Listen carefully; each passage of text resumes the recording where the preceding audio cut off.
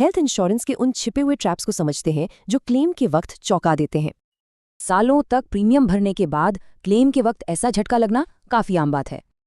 इसकी असली वजह है पॉलिसी में छिपे हुए क्लॉज। चलिए इन 7 ट्रैप्स को समझते हैं। पहला ट्रैप, रूम रेंट लिमिट। इसका असर सिर्फ कमरे के किराए पर नहीं, पूरे क्लेम पर पड़ता है। मतलब अगर रूम रेंट लिमिट से ज्यादा है तो डॉक्टर की फीस से लेकर दवाइयों तक सब कुछ कम हो जाएगा। तो सीधी सी बात है, हमेशा वो पॉलिसी चुनें जिसमें रूम रेंट की कोई लिमिट ही ना हो। अब आते हैं दूसरे ट्रैप पर, डिजीज वाइज कैपिंग। ये बड़े से बड़े कवर को भी छोटा दिखा सकता है। जैसे 5 लाख की पॉलिसी है पर मोतियाबिंद के लिए मिलेंगे सिर्फ 30,000। ये है असलियत।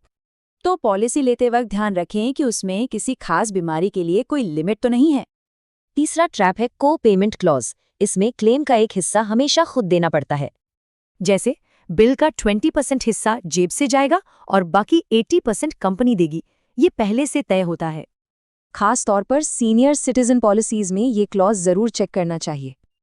अगला ट्रैप है वेटिंग पीरियड, क्योंकि कोई भी हेल्थ पॉलिसी पहले दिन से सब कुछ कवर नहीं करती। पहले से मौजूद बीमारियों के लिए 2 से 4 साल तक इंतजार करना पड़ सकता है। अब बात रेस्टोरेशन बेनिफिट की। सुनने में तो बढ़िया है, पर इसकी शर्तें समझना जरूरी है। अक्सर रिस्टोर हुआ अमाउंट उसी बीमारी के लिए या उसी इंसान के लिए इस्तेमाल नहीं हो सकता। छठा ट्रैप जुड़ा है हॉस्पिटल के नेटवर्क से। कैशलेस की सुविधा हर जगह नहीं मिलती। अगर हॉस्पिटल नेटवर्क में नहीं है तो पहले बिल भरे और फिर रीएम्बर्समेंट का इंतजार करें। और अब आखिरी ट्रैप, कंज्यूमेबल्स पर लगने वाली लिमिट्स। ये छोटे छोटे खर्चे बड़ा झटका देते हैं। ग्लव्स, सिरिंज जैसी चीजें बिल का 15 से 20% हिस्सा होती हैं, जो अक्सर कवर नहीं होती। दुख की बात यह है कि इन सभी ट्रैप्स का पता क्लेम के टाइम पर ही चलता है, जब बहुत देर हो चुकी होती है। तो एक अच्छी पॉलिसी लेने के लिए इन 7 बातों की चेकलिस्ट हमेशा याद रखनी चाहिए।